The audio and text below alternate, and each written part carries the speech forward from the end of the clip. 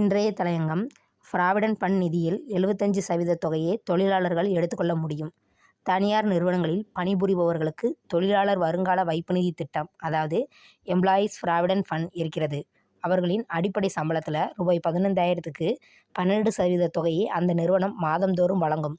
அதுபோல தொழிலாளர்களும் 12%மோ அல்லது அதற்கு அதிகமான தொகையையோ பிடித்து கொள்ள சொல்லலாம். இந்த 2 தொகைகளும் அரசு நிர்வகிக்கும் ஒரு நிதியில் சேர்த்து வட்டியும் வழங்கும். இந்த வட்டித் தொகை ஆண்டுதோறும் மாற்றியமைக்கப்படுகிறது. இது இந்த ஆண்டு 8.25% உள்ளது. தனியார் நிறுவன ஊழியர்களுக்கு ஓய்வு பெறும் காலத்தில் அரசு ஊழியர்கள் போன்று மாதந்தோறும் அதிகமாக பென்ஷன் கிடைக்காது என்பதால் இந்த ப்ராவிடென்ட் ஃபண்ட் தொகையும் அந்த நிறுவனம் ஓய்வு பெறும் நேரத்தில் கொடுக்கும் பணிக்கொடையும் மட்டுமே ஓய்வு காலத்தில் அவர்களின் வாழ்வாதாரமாக இருக்கும். இந்த ப்ராவிடென்ட் ஃபண்ட் தொகையில் தொழிலாளர்களின் பங்களிப்பு தொகையை வட்டியுடன் முழுமையாக ஓய்வு பெறும் நேரத்தில் பெற்றுக்கொள்ள முடியும்.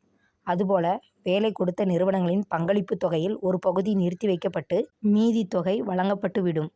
பிடித்து வைக்கப்பட்ட தொகையில் இருந்து மாதந்தோறும் ஒரு சிறு தொகை ப்ராவிடென்ட் ஃபண்ட் பென்ஷனாக வழங்கப்படும். இது தவிர அவசர செலவுகளுக்காக பணிபுரியும் நேரத்திலேயே ஒரு குறிப்பிட்ட சதவீதத்தை பெற்றுக்கொள்ள முடியும்.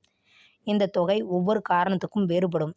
அதாவது வீடு கட்ட, கல்வி செலவு, திருமணம் மற்றும் சிறப்பு சூழ்நிலை என்று பல காரணங்களுக்காக வெவ்வேறு தொகைகளை பெற முடியும். இதற்காக 13 காரணங்கள் வகைப்படுத்தப்பட்டிருந்தது. இப்போது ப்ராவிடென்ட் ஃபண்டில் பணம் எடுக்கும் நடைமுறை மிகவும் எளிதாக்கப்பட்டுள்ளது. அதாவது அந்த 13 காரணங்கள் 3 தலைப்புகளின் கீழ் வகைப்படுத்தப்பட்டுள்ளன. மருத்துவம், கல்வி, திருமணம் போன்ற அத்தியாவசிய தேவைகள், வீட்டு தேவைகள் மற்றும் சிறப்பு தேவைகள் என்று இப்போது 3ஆக பிரிக்கப்பட்டுள்ளது. முன்பு குறைந்தது 5 ஆண்டுகள் அல்லது 7 ஆண்டுகள் பணி முடித்த பிறகே இவ்வாறு ப்ராவிடென்ட் ஃபண்ட் பணத்தை எடுக்க முடியும் என்ற விதி இப்போது 1 ஆண்டு பணி முடித்த பிறகே எடுக்க முடியும் என்று தளர்த்தப்பட்டுள்ளது. இதுபோல மிக முக்கியமாக ஊழியர்களின் பங்களிப்பு தொகையில் இருந்து மட்டுமே 50 முதல் 75% வரை பங்களிப்பை எடுக்க முடிந்தது. ஆனால் இப்போது தளர்த்தப்பட்ட விதிகளின்படி நிறுவனங்களின் பங்களிப்பையும் மற்றும் வட்டியையும் சேர்த்து ஊழியர்களின் பங்களிப்பையும் சேர்த்து மொத்த தொகையில் 75% தொகையை எடுத்துக்கொள்ள முடியும். இது தனியார் நிறுவன ஊழியர்களுக்கு மிகப்பெரிய வரப்பிரசாதமாகும். மிகவும் அவசிய நேரங்களில் வேறு எங்கும் போய் கடனுக்கு நிற்க வேண்டியது இல்லை. அவர்களின் ப்ராவிடென்ட் ஃபண்ட் தொகையிலிருந்தே பெற்றுக்கொள்ள முடியும். ஆனால் இதில் ஒரு பெரிய குறையும் இருக்கிறது.